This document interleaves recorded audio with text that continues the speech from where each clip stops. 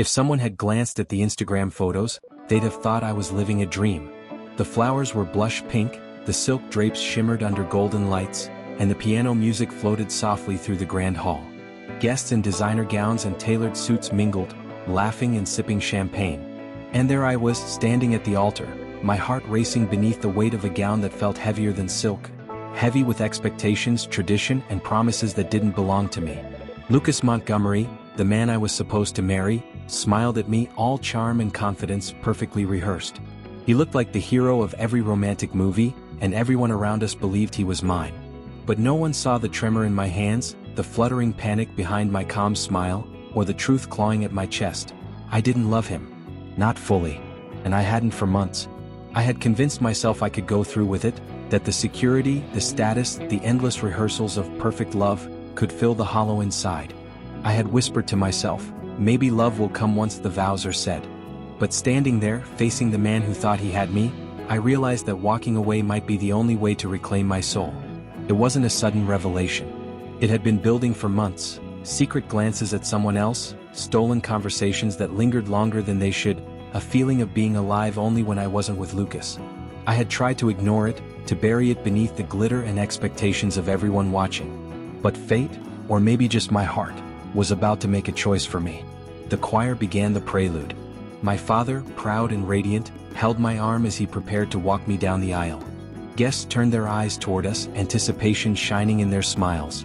And in that moment, I felt the weight of every eye in the room, every expectation pressing down like lead. My mother whispered, "You look beautiful, darling. Just say yes and everything will be fine." I nodded politely, but inside I wanted to scream, "No, this isn't fine." Because it wasn't. And I knew it wouldn't be until I stopped pretending. Lucas straightened his tie, his lips curling into a practiced smile, while the officiant cleared his throat. I glanced at him and saw confidence, yes, but also the arrogance of someone who believed control could manufacture love. Then I caught him in the corner of my vision. Tyler Kane. The man I had tried so hard to ignore, the man I had secretly fallen for over the past months. He stood near the back of the hall, calm, elegant, dangerous in the way he made the world feel suddenly sharp and alive. Our eyes met for the briefest second, and the world tilted. Every vow I was about to speak, every promise rehearsed in whispers with Lucas, crumbled in that one look. I took a deep breath, feeling panic flare and melt into clarity. My life wasn't about the perfect wedding. It wasn't about appearances or duty. It was about truth. And my truth was Tyler. 1,000 voices, the guests, my parents, the photographer, suddenly faded into the background. All that mattered was the pull in my chest, the undeniable force that told me if I said yes, I'd lose myself forever. My father's hand tightened around my arm. "Are you ready, sweetheart?" I shook my head, barely able to breathe. I can't." The words were whispered, trembling but final. A collective gasp rippled through the hall. Lucas froze, his confident smile faltering into disbelief.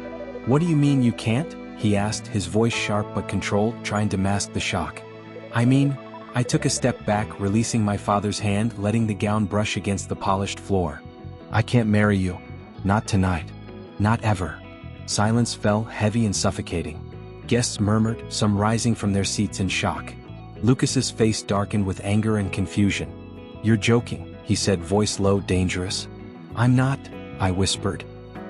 All of this, it's not my life. It's never been." And with that, I turned.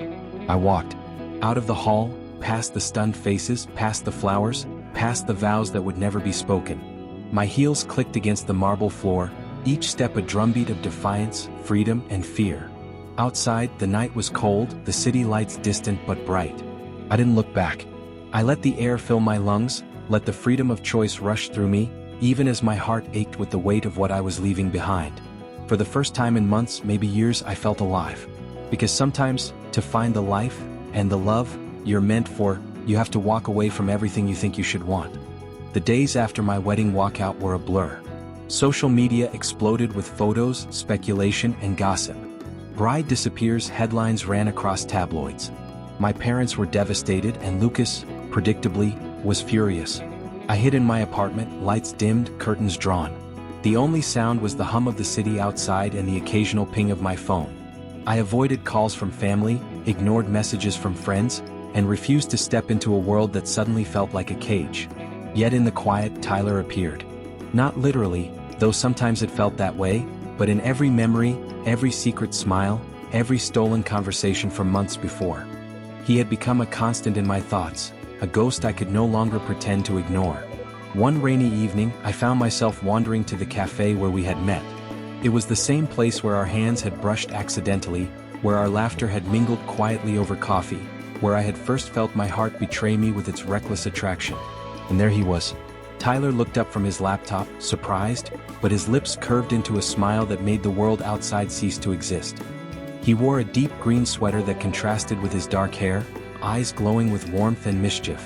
"Emily," he said softly, "I wasn't expecting to see you here." I needed to get out," I whispered. Rain dripped from my coat, but I didn't care. I needed to breathe. He motioned to the empty chair across from him. "Then breathe.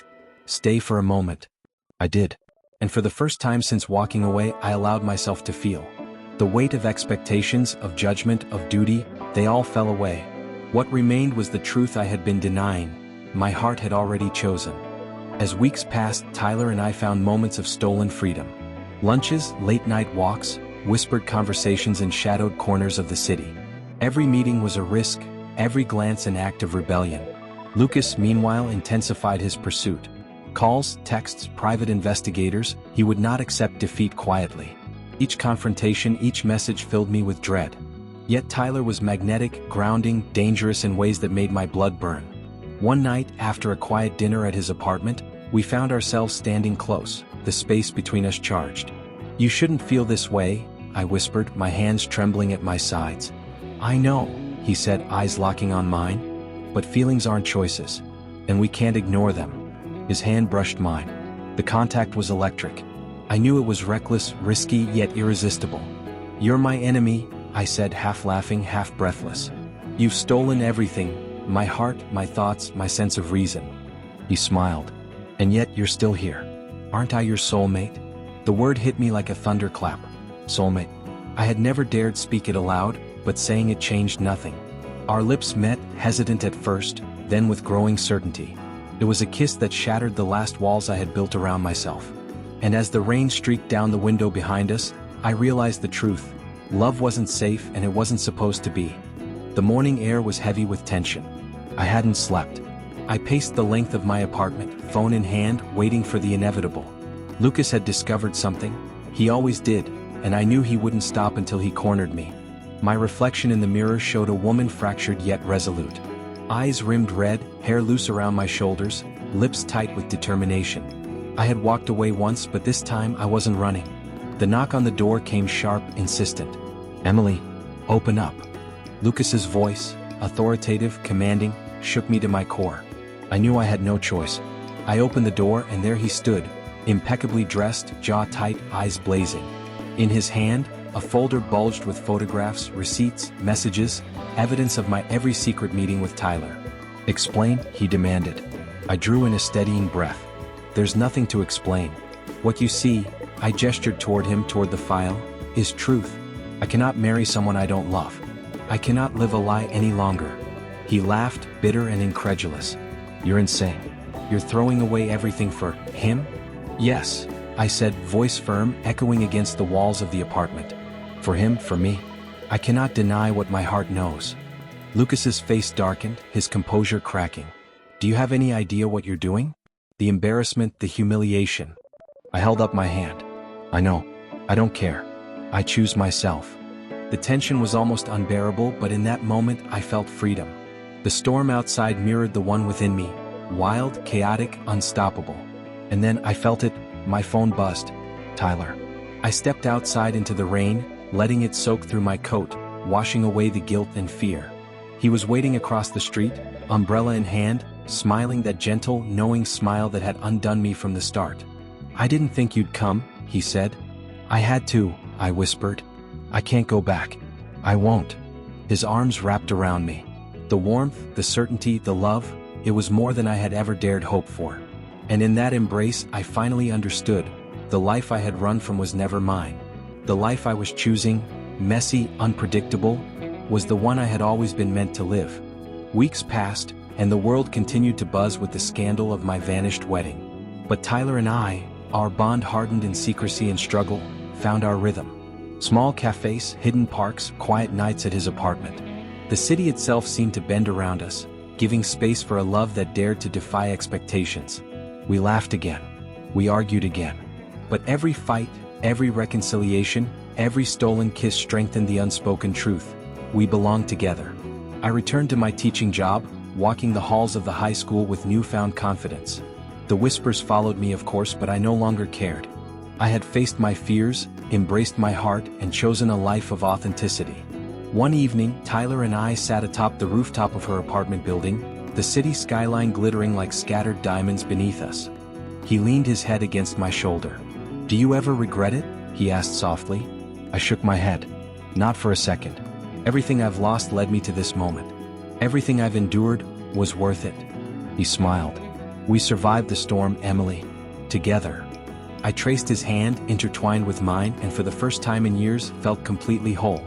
And as the sun set, painting the sky in molten gold and purple, I whispered into the wind, "This is the life I chose. This is the love I fought for. And nothing will take it away." Our world was imperfect, chaotic, and intense, but it was ours. And that was all that mattered.